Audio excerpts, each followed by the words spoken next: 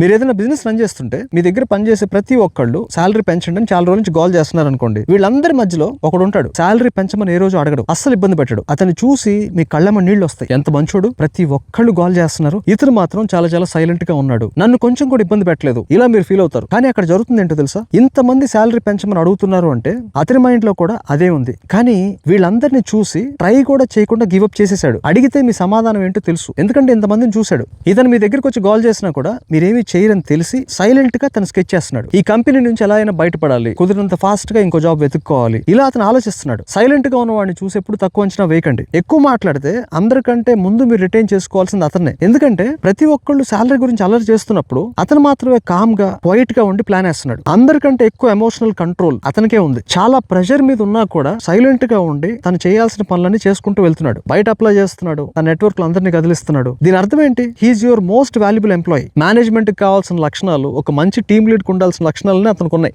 Tsunami మధ్యలో ప్రశాంతంగా కూర్చున్న వాడిని మాత్రం మీరు వదులుకోకండి. అలాంటి వాళ్ళని మీరు ఎంకరేజ్ చేయాలి.